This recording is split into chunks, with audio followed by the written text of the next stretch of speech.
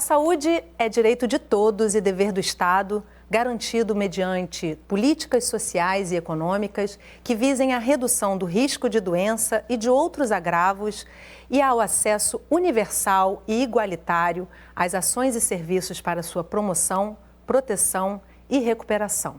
Esse é o texto do artigo 196 da Constituição Cidadã de 1988. Mas o que o texto não prevê é como fazer com o cobertor curto do financiamento da saúde e demandas de tratamentos e procedimentos que mudam o tempo todo. E é essa pergunta que precisaria ser respondida na gestão do SUS, que acaba sendo respondida muitas vezes de forma precária através da judicialização da saúde. Esse é o assunto do Sala de Convidados, que começa agora. O Brasil é um dos poucos países que paga 100% dos medicamentos que ele seleciona. Quero ver meus netos, estão tudo aí, são 6 netos, quero continuar com eles. 10% do que o governo gasta, ele gasta com demanda judicial para um número muito menor de pessoas. Se eu não conseguir aderir ao tratamento que o Ministério está me dando nesse momento, eu fico praticamente sem opções de tratamento. Como é que a gente universaliza esse direito?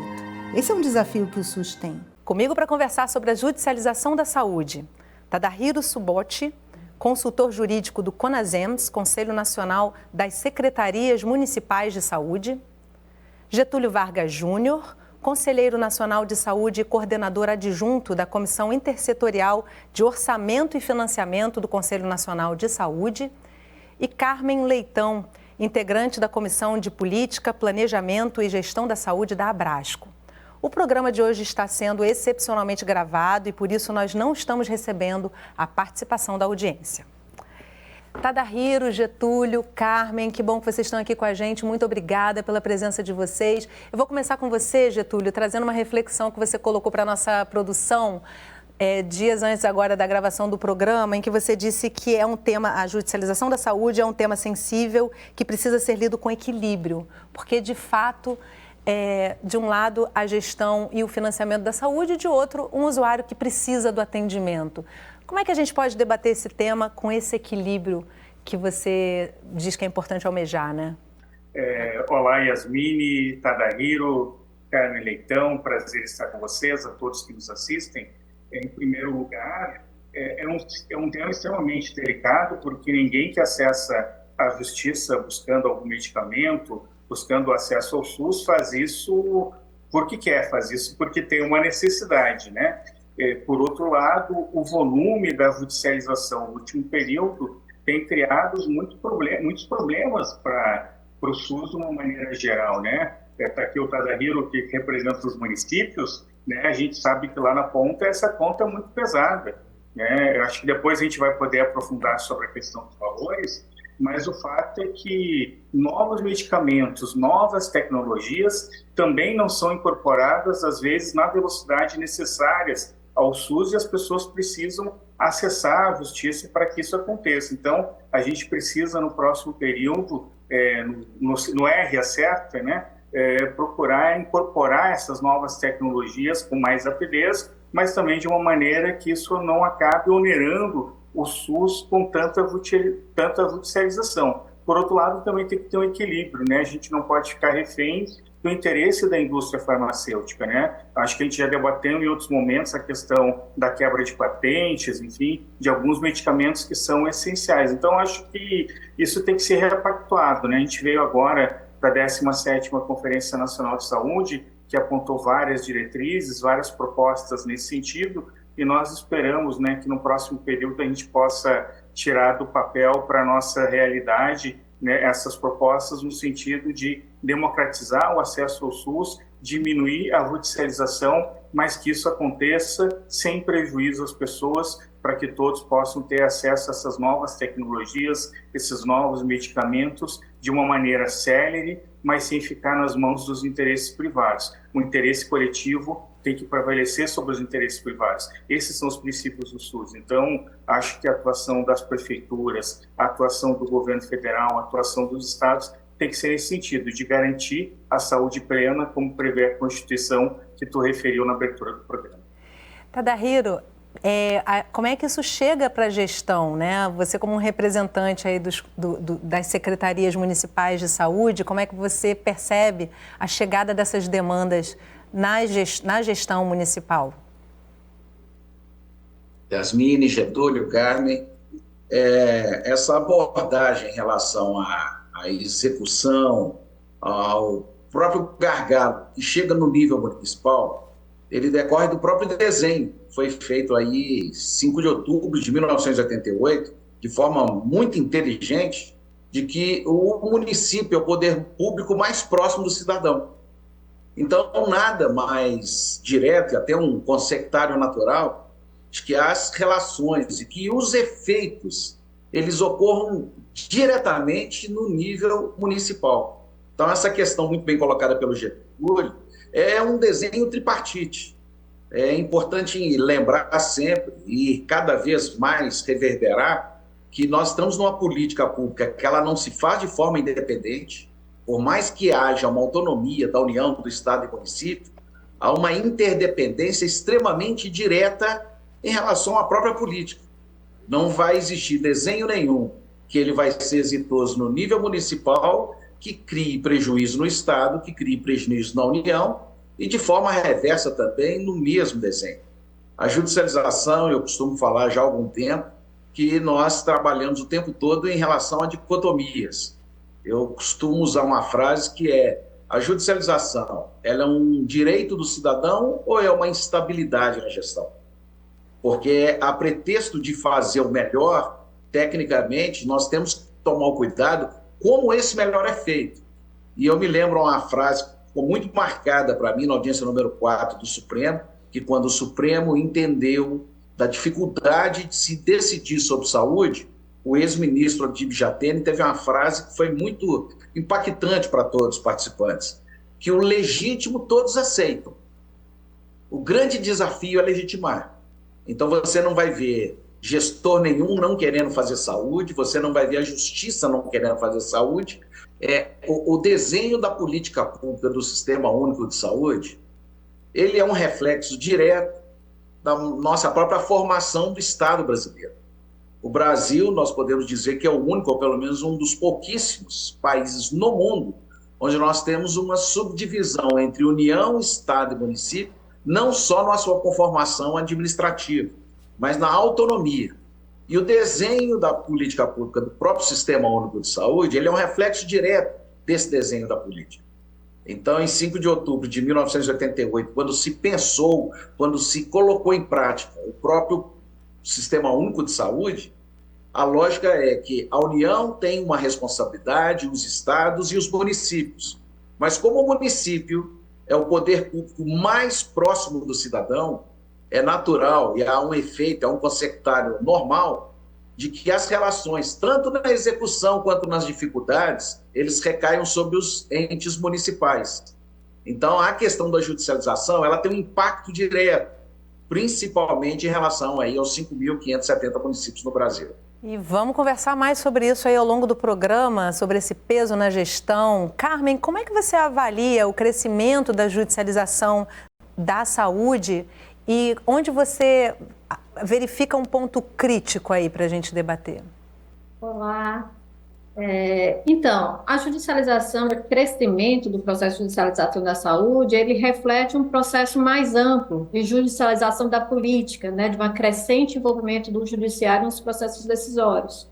Então, isso acontece especialmente no âmbito das políticas públicas e no caso da saúde, que a gente já vem estudando há bastante tempo, né, as pessoas no nosso campo, e isso refletindo nas práticas e nas dificuldades no campo da gestão pública, né.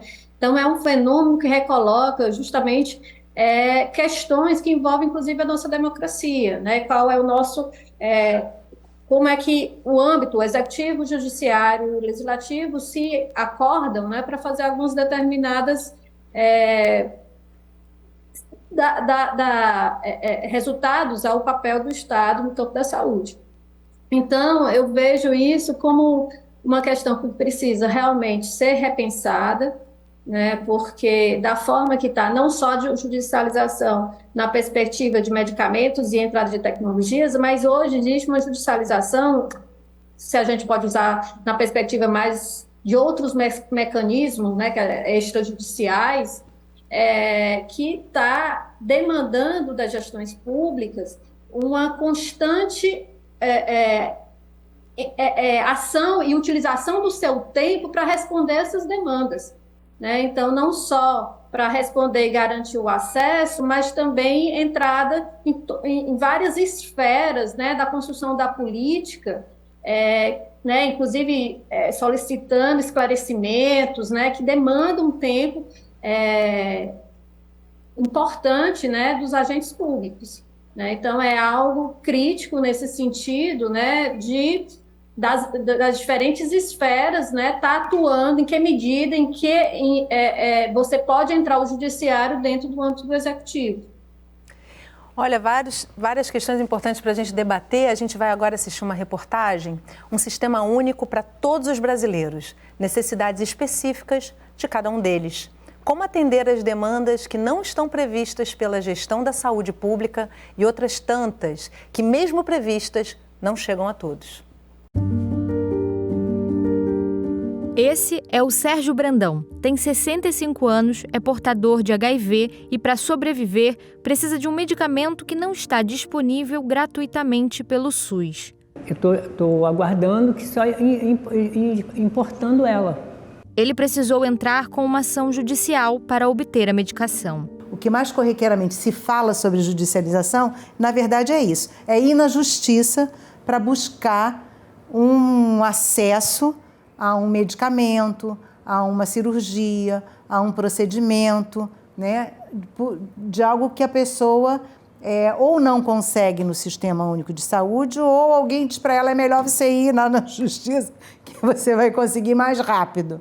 O sistema de saúde faz uma seleção de medicamentos e procedimentos que serão oferecidos para a população.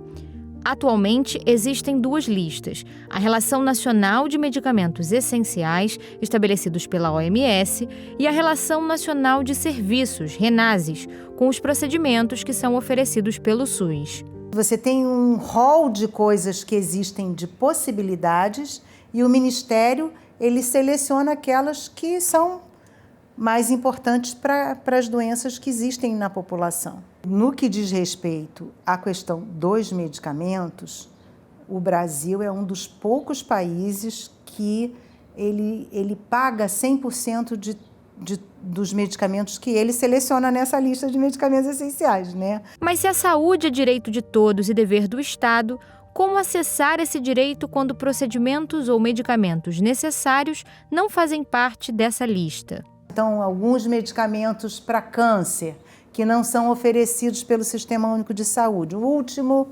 lançamento de um medicamento para algum tipo de câncer que não está na lista, não tá ofertado, né?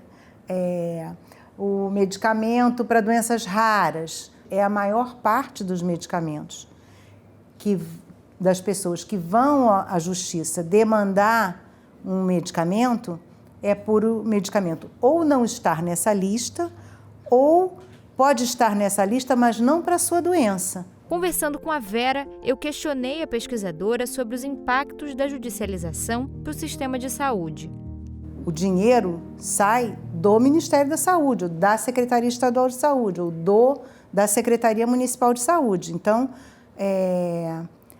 você tem um impacto financeiro. Sim, hoje em dia, as estimativas são que mais ou menos na área de medicamentos, 10% do que o governo gasta na assistência farmacêutica para toda a população, 10% ele gasta com demanda judicial para um número muito menor de pessoas. Mas, enfim, às vezes as pessoas precisam de fato daqueles medicamentos, né? E diante desse contexto e da urgência para o acesso integral à saúde, ela sinaliza um desafio para o SUS. Quando essa demanda judicial ela se justifica, porque por vezes ela se justifica, né? Como é que a gente universaliza esse direito, né? Esse é um desafio que o SUS tem, né? Então, se eu tenho uma fila de 7 anos para uma cirurgia ortopédica, como é que eu, entrar na justiça, pedir uma cirurgia para prótese de quadril, para colocar, para resolver o meu problema de quadril, eu universalizo esse direito, né? Ou eu vou só tratar um cidadão individual que vai passar na frente da fila dos outros que às vezes estão, né? Então, esse é um desafio que a gente tem enquanto sistema de saúde. Tadahiro, a judicialização da saúde, ela vem crescendo, mas ela é historicamente recente, né? Como é que você vê historicamente esse crescimento? A decorrência do crescimento da judicialização, eu reputo com duas esferas ou especificamente dois fatos geradores. Nós temos primeiro, que é o crescente conhecimento do cidadão do seu direito. Não, por acaso, a Constituição de 1988 é chamada de Constituição Cidadã, e foi a primeira vez que a saúde foi inserida lá no artigo 6º como um direito social. Por mais que já haja esse sentimento, essa apreensão do cidadão, da pessoa do direito à saúde, faz um impacto muito grande do ponto de vista jurídico, judicial. Isso está eleito como um direito social. Então, esse é o primeiro momento, especificamente em relação a essa crescente judicialização, que é o conhecimento e a necessidade de utilizar esse direito. O segundo, ele está dentro daquela lógica da fala que você abriu o programa aí em relação ao artigo 196. A saúde, ela tem um reflexo, especificamente, de uma situação política e principalmente econômica. Nós sabemos cada vez mais uma dificuldade da população, nós sabemos a impossibilidade, às vezes, da manutenção do plano de saúde, que sempre foi um referencial, sempre foi um balizador, até do ponto de vista salarial. E cada vez mais que nós temos é uma dificuldade em relação à questão da empregabilidade. Tecnicamente, a pessoa se vê tolhida ou limitada do ponto de vista financeiro, e aí não resta outra possibilidade a não ser abater as portas do poder público e necessariamente utilizar as políticas públicas. Então, você tem um viés que é o reconhecimento do direito do cidadão com a dificuldade financeira. Isso faz um aporte muito grande da necessidade da prestação de serviço do Sistema Único de Saúde, mas principalmente também na sua fala, quando nesse desenho da política nós vamos encontrar algumas lacunas, não por omissão, mas por situações, principalmente, acho que foi falado aí pela Carmen, nós temos uma evolução tecnológica muito grande na saúde. Então, determinadas lógicas de doenças, de tratamentos, de protocolos clínicos, eles são superados porque a indústria, né, farmacêutica, a lógica da medicina, ela é extremamente evolutiva. E há necessidade dessa adequação, e por isso essa judicialização, ela vem a bem quando ela induz a política, mas me preocupa muito é quando ela inova a política, e essa é uma dificuldade muito grande com a participação do judiciário. E aí, Carmen, a Vera, ela diz o seguinte na matéria, e que as pessoas muitas vezes pensam que buscar o acesso ao medicamento ou procedimento é melhor na justiça porque você vai conseguir mais rápido, você pula uma burocracia. Como é que a gente consegue inverter essa lógica, né? A gente também tem na matéria uma pessoa que vai buscar um medicamento na justiça porque não existe para comprar no Brasil, é internacional, caríssimo, e aí busca na justiça e consegue através da justiça. Como é que o SUS pode atender essa demanda tão específica e individualizada sem precisar ser impulsionado judicialmente? Então, o Getúlio falou aqui da quebra de patentes, né, logo no começo da entrevista, e isso é algo muito sério, né? Eu acho que a nossa indústria, né, no campo da saúde, ela precisa ser fortalecida. A gente está refém para várias doenças, do interesse do mercado, né, dessa indústria farmacêutica, dessa indústria do campo da saúde. É tanto que hoje existe uma política sendo construída, sendo retomada, na verdade, do complexo industrial da saúde. Mas isso tem que incluir também o Estado ficar menos refém desse mercado. Então, no caso, né, a gente teve uma quebra de patente em 2007 na questão da AIDS, mas a gente agora tem um desenvolvimento tecnológico, né? A indústria funciona nessa direção, mas ela segura para si, né? Os grandes acionistas seguram para si para ganhar um lucro, chegando a 2.000 vezes mais o valor do custo do medicamento. Então, se você não desenvolver a indústria local, né? Nós temos laboratórios públicos, temos como fazer isso, mas tem que ter uma discussão política, né, de quebra dessas patentes. Então, se a gente não... E isso, às vezes, está acontecendo não só com o caso da AIDS, está acontecendo com outros tipos de doenças, inclusive o que a gente chama de doenças tropicais negligenciadas. A professora Eloan Pinheiro, né, ex-diretora do Instituto Técnico de Fármacos de Farmanguinhos, né, na Fiocruz, ela foi quem liderou, né, desses processos de fabricação da medicação em 2007 para a AIDS. Mas a gente tem uma discussão, às vezes, para, por exemplo, hanseníase e tuberculose, né, doenças que a população mais pobre, com menor renda, não tem acesso, tendo a tecnologia, mas sem acesso porque a gente não está desenvolvendo essa medicação e a gente está preso à indústria farmacêutica. Então, acho que isso é uma coisa assim, é algo que o Estado brasileiro tem que levar mais a sério mesmo, no sentido de garantir uma solução mais perene, porque são vidas, né, que estão sendo discutidas. Getúlio, qual é o ônus da judicialização da saúde para o SUS como um todo, né? A gente já refletiu aqui um pouco sobre a gestão do município, que pesa bastante, mas de uma forma global, qual é o impacto disso e como é que isso se percebe na ponta? Então, né, vamos retomar aqui um pouco dos argumentos anteriores, tanto da Carmen quanto do Tadahiro, né? Primeiro, eu acho que sem fortalecer o nosso parque industrial não vai ter solução. A gente viu como é que foi o enfrentamento da pandemia, né? Quem cumpriu um papel fundamental foi o Butantan e a Fiocruz, né? Em todo o Brasil. A gente não tem nenhuma dúvida disso. A gente não tinha nem insumos básicos, né? A nossa indústria da saúde não produziu nem insumos básicos, né? Não estou falando nem de componentes farmacêuticos. Estou falando de seringa, estou falando de coisas assim mais elementares ainda, né, que a gente não tinha autonomia naquele momento de produção. Então, acho que isso é uma primeira questão que a gente não pode tirar, né, do nosso horizonte. Agora, também a gente não pode perder um contexto histórico, Yasmine, que é a questão de que de 88 a 2016, a gente nunca teve um financiamento adequado da saúde. A gente tinha um processo de subfinanciamento. Ou seja, o SUS sempre teve mais atribuições do que capacidade de financiamento.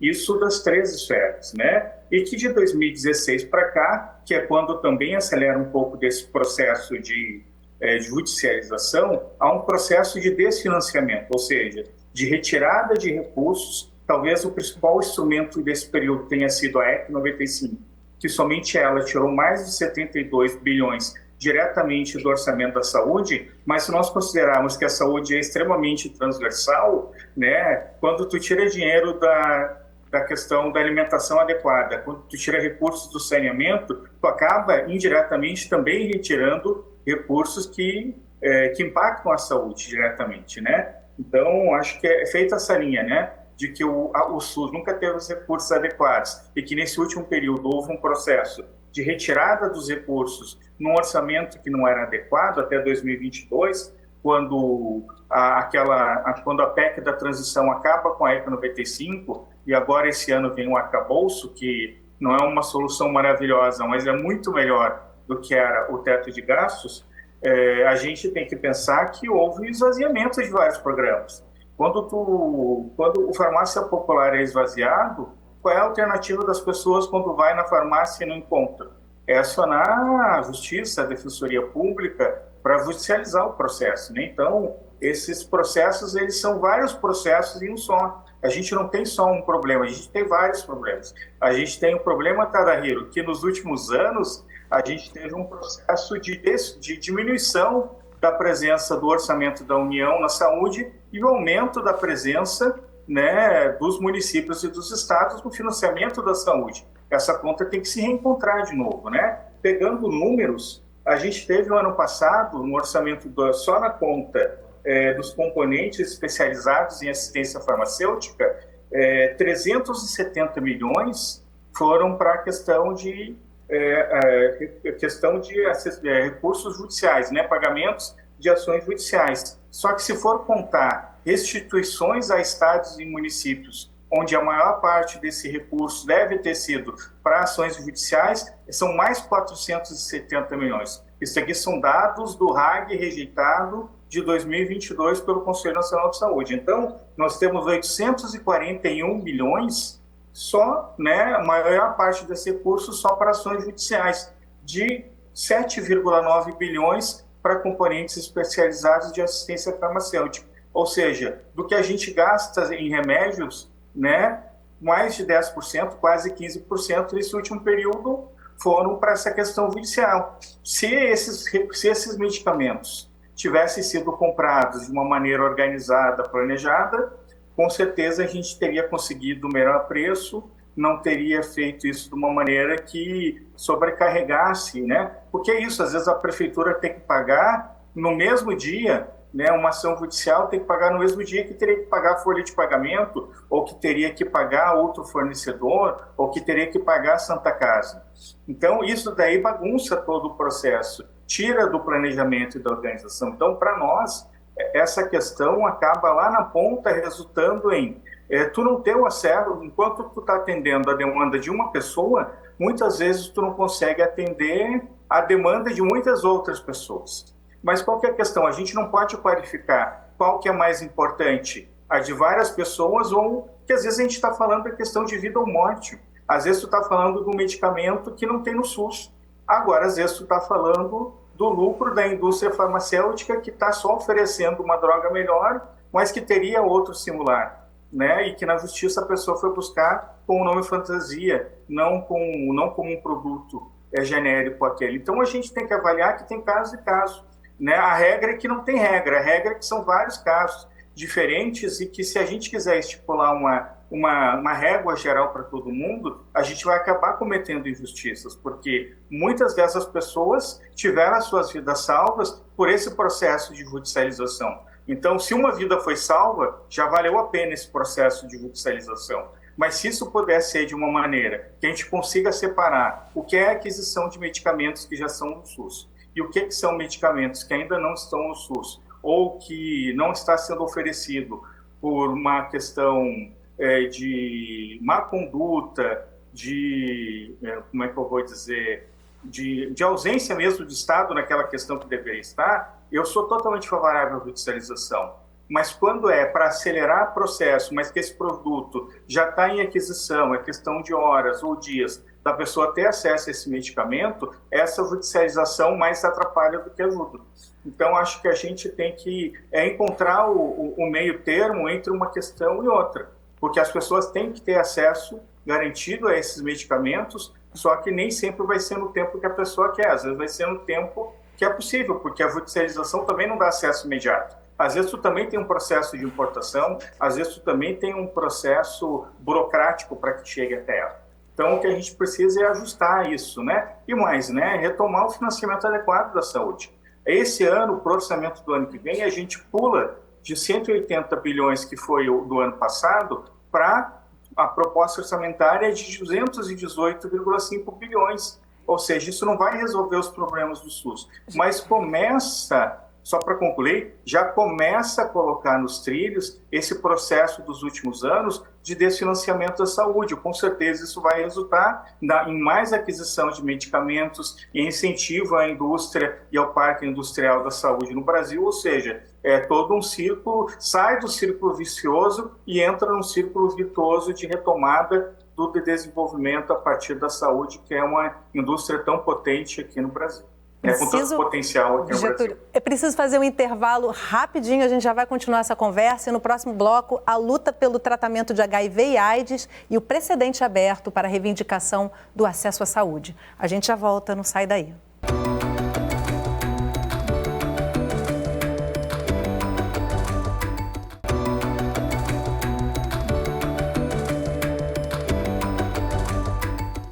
Sala de Convidados está de volta conversando sobre judicialização da saúde. Comigo para essa conversa, Tadahiro Suboti, consultor jurídico do CONASEMS, Conselho Nacional das Secretarias Municipais de Saúde. Getúlio Vargas Júnior, conselheiro nacional de saúde e coordenador adjunto da Comissão Intersetorial de Orçamento e Financiamento do Conselho Nacional de Saúde. E Carmen Leitão, integrante da Comissão de Política, Planejamento e Gestão da Saúde da Abrasco. O programa de hoje está sendo excepcionalmente gravado e por isso nós não estamos recebendo a participação da nossa audiência.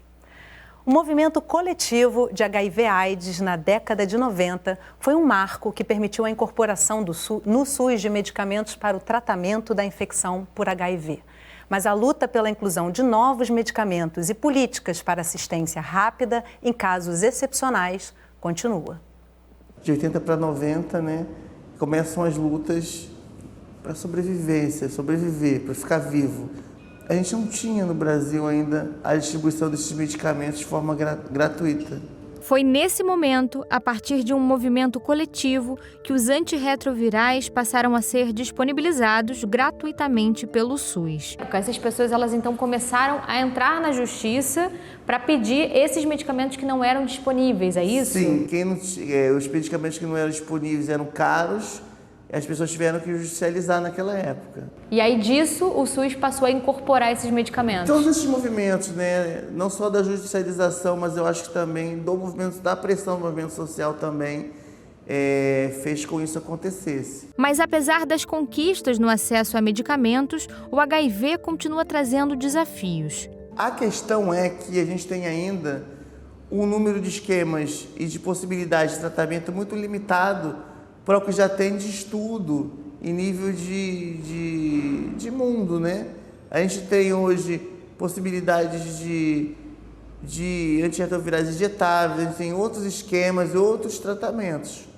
Então, por exemplo, se eu não conseguir aderir ao tratamento que o Ministério está me dando nesse momento, eu fico praticamente sem opções de tratamento. Vocês lembram do Sérgio Brandão, que apareceu no início da primeira matéria? Então, foi mais ou menos isso que aconteceu com ele.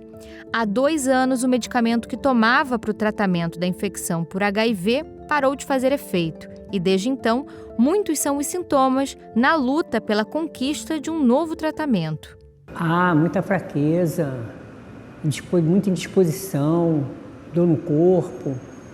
Eu tento reagir, porque se deixar, fica deitado o dia inteiro. Você falou de umas... porfiria, uma doença que dá na mão, umas bolhas que estoura. Perda de peso, né? Perdi peso, muito peso. Quantos quilos você acha que você perdeu? 35 quilos. Ele precisa de um medicamento que é aprovado pela Anvisa, mas que não é vendido no Brasil. E quem o ajudou, dando entrada no pedido judicial há 2 meses, foi a Maria Eduarda. O juiz entendeu que seria mais efetivo notificar a Fiocruz, por ser um instituto de pesquisa de medicamentos. Então, a coordenadora do setor de infectologia recebeu essa notificação e está tentando providenciar a compra no exterior desse medicamento. E qual que é a importância desse remédio para a vida dele? A importância é extrema, porque se ele não tomar o medicamento, ele vai vir a óbito. A própria médica dele relata isso no laudo médico que ela enviou para mim. Enquanto espera o processo jurídico, Sérgio está afastado do trabalho e continua fazendo uso da medicação antiga. E qual que é a sua expectativa, diante dessa possibilidade desse medicamento? Muita, Muita. Quero ver meus netos, tudo aí, são 6 netos, quero continuar com eles. É muita, a esperança é muita. O caso dele não é um caso comum, obviamente, é um caso específico, mas que pode acontecer. O Brasil não vai comprar medicamentos para quem não precisa, o medicamento estragar. Mas a gente precisa ter uma reserva para quando surgir um caso como o do seu Sérgio, ele não precisa judicializar. Então, por exemplo, ele poderia, se tivesse uma política já para casos excepcionais, ele poderia, pela própria Fiocruz, o paciente precisa desse medicamento, vamos comprar o medicamento, já ter um caminho administrativo para que ele não precisasse do apoio jurídico. Tadahiro, a Maria Eduarda, ela fala na matéria que um juiz compreendeu que seria mais efetivo notificar a Fiocruz para poder atender a demanda do paciente com relação a um medicamento internacional. Aí eu trago também uma vivência de uma reportagem que eu fiz há alguns anos atrás aqui no Canal Saúde, em que um juiz determinou na sentença que o Ministério da Saúde atendesse a 3 medicamentos, o Estado atendesse a 3 medicamentos e o município 3 medicamentos. Ou seja, ele distribuiu entre os entes o cumprimento dessa sentença. Aí eu te pergunto, falta conhecimento do funcionamento do Sistema Único de Saúde para que essa judicialização tenha uma resposta coerente com o tratamento que se precisa ter dentro da gestão do SUS? Porque me parece, principalmente essa sentença que distribui, né, o cumprimento da forma de fazer, da obrigação de fazer, me parece um pouco distinto do que se propõe o SUS, né? Porque o SUS, dependendo do tipo de medicamento, vai ser uma instância que vai fazer, não é isso? Yasmine, o Sistema Único de Saúde é uma política extremamente complexa, como eu citei na fala de abertura, onde nós temos aí uma divisão das chamadas competências sanitárias, tanto a União quanto Estado e município. O que eu costumo falar é quando essa questão ela vai ser debatida no judiciário, existem 2 enfoques que isso cria geralmente uma animosidade, uma incompreensão do judiciário para a gestão e da gestão para o judiciário. Se você pegar a judicialização, me permita aqui uma figura de linguagem, colocar o óculos do judiciário, a leitura que se faz de forma um tanto quanto absoluta, mas já foi muito relativizada, é aquele artigo 196 que você fez a abertura na introdução do programa. Saúde é um direito de todos, obrigação do Estado, que não é um ponto final, é uma vírgula, existem outros componentes. Então, essa leitura pelo judiciário, na esmagadora maioria das vezes, leva à chamada solidariedade. Ou seja, apesar do Sistema Único de Saúde ter a sua distribuição das competências, dos fornecimentos, das dispensações, entende-se que a União, Estado e município é responsável de forma solidária. Então, essa é uma leitura que é feita com a visão do judiciário. Quando você coloca esse mesmo óculos na visão da gestão, os gestores, no seu desenho tripartite, na lógica da distribuição, conseguem enxergar de forma muito mais clara, porque há uma distribuição administrativa das responsabilidades, porque obrigatoriamente essas responsabilidades elas são lastreadas pela questão do próprio financiamento, muito bem abordado pelo Getúlio. Então, essa é a dificuldade. Há uma visão absoluta, uma visão solidária do judiciário e o próprio Sistema Único de Saúde, seja na União, no Estado ou município, consegue fazer essa leitura. Então, essa que é a grande dificuldade, e esse tema que você mencionou em relação a essa distribuição, para você ter uma ideia, existe o Supremo Tribunal Federal, quando existem questões que são muito discutidas, debatidas, eles consolidam os chamados temas. Existe um tema chamado tema 798, que esse tema especificamente, ele coloca exatamente isso. Quando o juiz determinar que um ente cumpra uma obrigação, ele deve observar, primeiramente, quem seria o responsável pela política pública. E aí, hoje, existe, em tese, uma distribuição dessas responsabilidades. Por questões jurídicas, judiciais, existe uma dificuldade muito grande em colocar União, Estado e município num processo, que é a chamada legitimidade. Aí é o complexo da questão judicial em relação à saúde. Mas existe essa dificuldade. Se eu não me engano, o próprio Ministério da Saúde hoje tem uma portaria onde está sendo debatido essa chamada responsabilidade do ressarcimento. Quando o município assume uma obrigação, que era do Estado ou da União, como é que ele pode ser ressarcido? Isso já está previsto na Lei 8080, de 1990, só que isso nunca foi implementado. O Getúlio fez uma abordagem, eu acho que, usando até um termo da saúde, cirúrgica na discussão, e muito mais do que uma radiografia, fez uma tomografia computadorizada dos grandes problemas que nós temos. A gente sempre ouve falar o seguinte, vida não tem preço, mas saúde tem custo.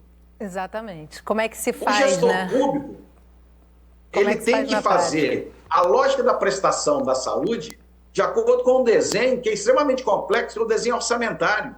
Ele tem que analisar, fazer projeções de 4 anos nos planos plurianuais, observações e diretrizes são anuais. Então, o que ocorre? Essa judicialização, a pretexto de atender um usuário, às vezes está na contramão do prejuízo da política pública. E esse é que é o grande desafio, essa é a grande dificuldade. E o judiciário se vê premido, efetivamente tem que dar uma resposta, e daí o que a gente tem muito, mas muito, um peso que eu vejo muito pouco discutido, é o chamado efeito desalocativo do orçamento. O orçamento significa que eu pensei, analisei, programei, só que vem uma judicialização, infelizmente, faz uma reversão, uma inversão ou uma negativa, e essa é uma grande dificuldade no âmbito municipal. Getúlio, de que maneira, assim, ouvindo essa fala do Tadahiro, a gente reflete sobre o impacto direto na forma da gestão acontecer, né? Que o judiciário acaba trazendo, impondo na medida em que vai trazendo essa judicialização ao seu fim, com as sentenças, né? De que maneira essas ações judiciais vão reescrevendo a gestão da saúde e que mensagem o crescimento da judicialização da saúde traz para a gestão do SUS? No início do programa você já até fez um comentário sobre essa reformulação necessária, mas é urgente, né? Porque de um lado tem vidas e de um outro tem um desperdício de recurso enorme. Até porque esse valor da judicialização chega a 10% do orçamento público para a saúde, muitas vezes. Então, você utiliza 10% do valor com poucos usuários, né? Então, Yasmin, isso é muito importante, porque eu venho do Conselho Nacional de Saúde, né? Venho do controle da participação social. Não, para nós, é fundamental que se respeite as instâncias de participação. O Conselho é tripartite, né? A participação da saúde é tripartite e dentro da gestão é usuários, trabalhadores, gestores e prestadores. Então, essa construção, essa pactuação que se dá a partir do Conselho, para nós ela é fundamental. Se ela tivesse saindo do papel e entrando na realidade, boa parte dessa judicialização poderia estar sendo evitada. A gente tem rejeitado o relatório anual da gestão desde 2016, não é porque a gente gosta ou desgosta de qualquer governante, é porque a gente percebeu que a execução orçamentária da saúde não tem dialogado com a nossa demanda real lá na ponta.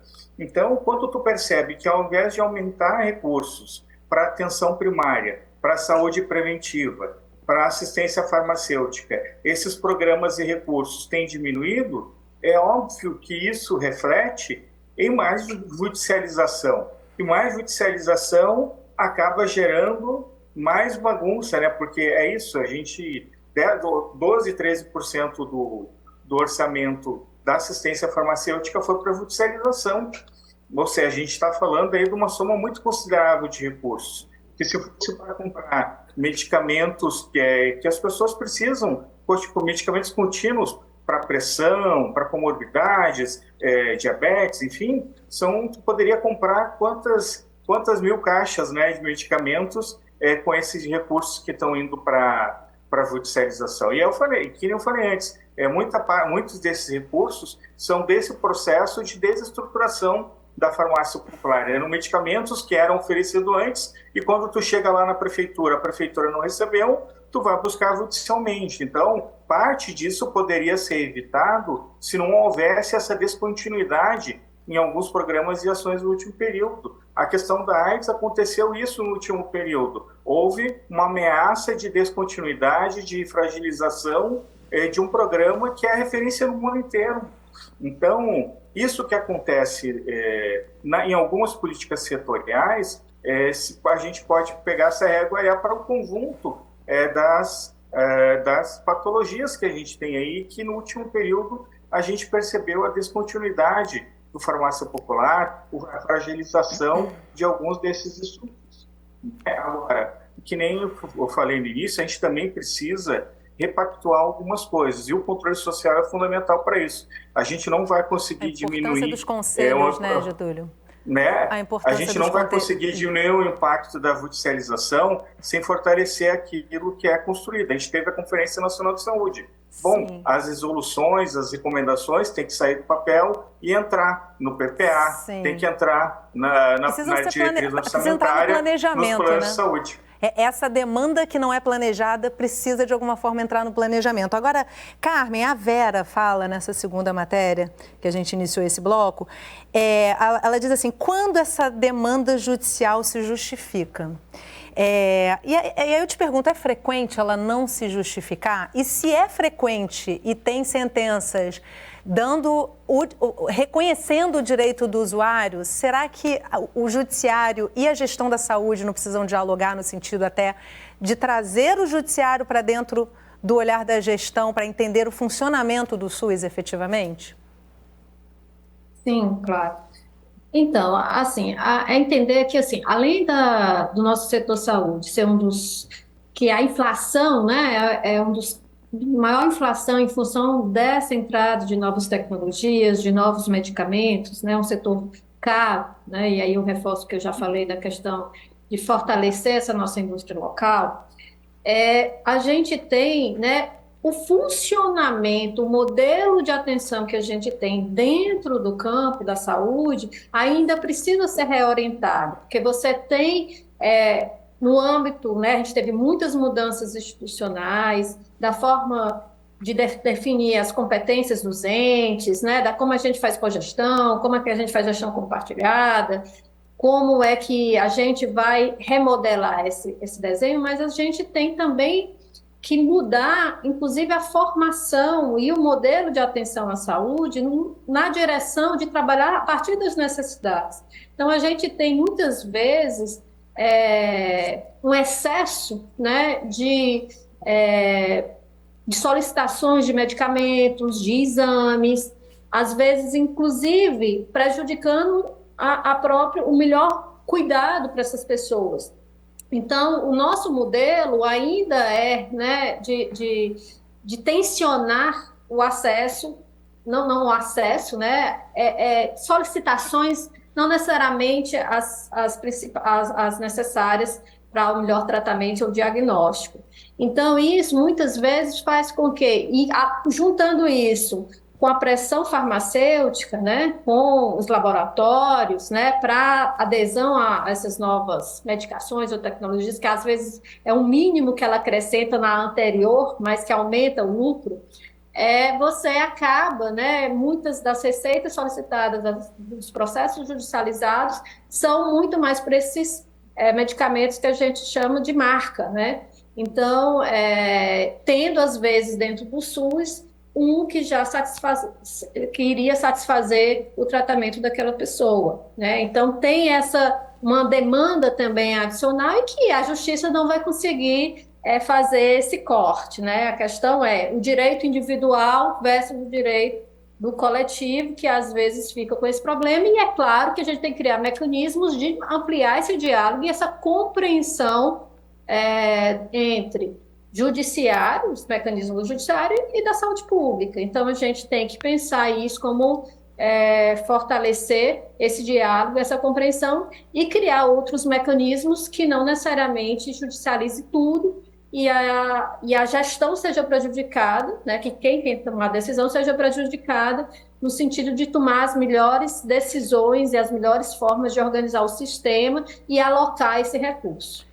Getúlio, a gente está indo para uma última rodada. Eu gostaria muito de contemplar vocês três. A gente tem cerca aí de 5 minutinhos para fechar o programa, então eu vou pedir para vocês serem um tanto objetivos. Mas eu tenho uma participação da audiência que chegou aqui ao longo da semana, do Rodinei. Ele diz o seguinte: acredito que a judicialização na área da saúde poderia ser evitada se houvesse mais abertura para a participação dos conselhos de saúde sobre a regulação das vagas, impossibilitando ingerências políticas. Eu queria um comentário breve seu sobre essa mensagem enviada pelo Rodinei e também uma finalização aí para a gente concluir.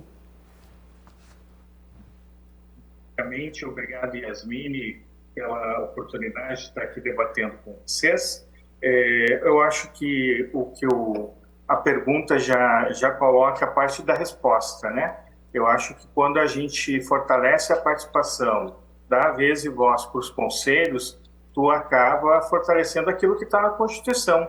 O SUS é impessoal, né? Então, se tu faz aquilo conforme está previsto na Constituição, conforme está na lei do SUS, tu não tem espaço para jeitinho, né? Eu acho que o maior exemplo disso é a questão do Faustão, né? Recentemente veio várias fake news sobre a questão do Faustão ter recebido o coração, e ficou depois comprovado que não houve, ele foi sortudo, digamos assim, né? Porque ele tinha as condições adequadas para receber aquele coração naquele momento. E que bom que o SUS funcionou, porque mesmo aquelas pessoas que poderiam dizer que não usam o SUS tiveram a sua vida salva devido ao SUS. Então, o SUS salva vidas. E quando a gente faz o SUS acontecer como está previsto na Constituição, com financiamento adequado e com a participação correta, tu não precisa de judicialização, né? Então, eu acho que é isso. Quanto mais a gente colocar em prática aquilo que está na lei do SUS, menos judicialização a gente vai ter. Para isso, a gente vai precisar de financiamento adequado da saúde e, como a Carmen tem dito, cada vez mais incorporar as novas tecnologias e adequar o orçamento da saúde para essas novas tecnologias que não se reajustam com a inflação, né? Quando a gente estava com a ECO 95, a gente tinha um teto que era um piso, né? Cada vez mais a gente ficava perto desse piso, né? Perdendo mais então, a cada ano, né? Até a gente recuperar isso aí. Achatava, né? Ficava uma coisa anacrônica. Então, eu acho que o financiamento adequado de um lado e participação do outro são as duas chaves fundamentais para que o SUS cumpra o seu papel e que a sociedade, né, o conjunto do povo brasileiro, possa ter a saúde adequada como está na nossa Constituição. Tadahiro, te convido aí a fazer uma fala final a respeito desse tema. Para onde vamos com essa judicialização? Você fez a pergunta que eu costumo terminar minhas palestras. Muito mais aonde vamos, nós temos que responder aonde nós queremos ir. E o que eu acho extremamente confortante, se é o termo que eu posso utilizar, muito recentemente, o Supremo, né, discutindo judicialização e analisando aí a instância máxima, julgando também, dentro daquelas lógicas que eu comentei dos chamados temas, existe um tema 698, que foi da relatoria, ou é da relatoria até do atual ministro do Supremo, que é o ministro Roberto Barroso, que ele faz uma aplicação do chamado princípio da deferência. Ele cita no voto dele que quando a justiça for atuar, que é importantíssimo que seja ouvida a gestão, que muito mais do que determinar questões pontuais, que seja oportunizado para que o administrador público ele dê a aplicação que melhor se adeque àquele caso. Porque o judiciário, ele entrar em questões extremamente técnicas, extremamente apolíticas, e seja na lógica da política partidária, mas dentro da política pública, exige um grau de tecnicismo que, às vezes, é de extrema dificuldade. E saúde e judicialização. Se a gente for pela lógica do justo, nós vamos cometer o que todos em saúde nós evitamos, é a chamada iniquidade. Nós temos que tratar igual os iguais e desigualmente os desiguais. Então, há uma lógica de esperança, porque, na verdade, é aí o resguardo do direito máximo do cidadão, que é o direito à vida. Carmen, te convido para a gente concluir. Tenho aí um pouquinho mais de 2 minutos, um pouquinho menos de 2 minutos. Então, acho que assim, a gente está falando de para onde a gente vai, né? Eu acho o seguinte, a gente tem que continuar defendendo o Sistema Único de Saúde e falou-se muito de conselho, mas a gente tem que fortalecer outras perspectivas também de participação social dentro do nosso Estado democrático de direitos, né? Porque, inclusive, nessa perspectiva da defesa do Sistema Único. Se há muitos processos de judicialização, também tem a ver com as nossas falhas na construção desse sistema. E aí, uma das falhas que a gente colocou está relacionada a esse financiamento, né? Que aí é algo que não foi nunca decidido, de fato, desde da Nova República, desde 1988, de que precisamos constituir esse Sistema Único de Saúde, que ele venha contra, né, até uma proposta neoliberal, né? Ele vai ser implementado dentro de um projeto político internacional que vai de encontro à ideia da universalização da saúde.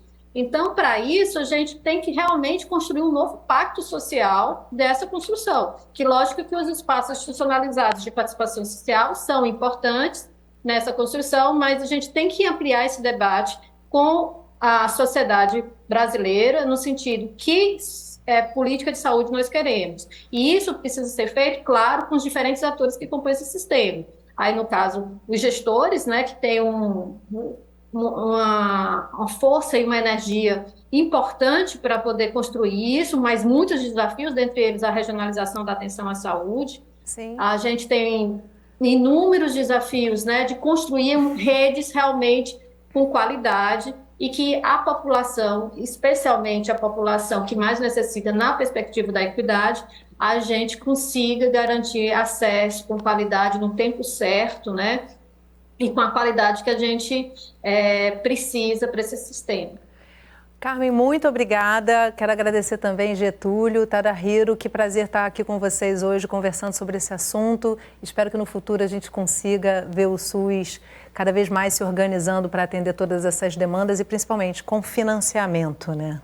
Isso que eu acho que falta para resolver boa parte dessas judicializações. A ausência desse recurso prejudica bastante a gestão do SUS. Muito obrigada a cada um de vocês. E obrigada a você que acompanhou o programa de hoje aqui pelo Canal Saúde, um dos nossos canais parceiros. Eu te encontro no próximo programa com mais uma pauta relevante para você. Até lá.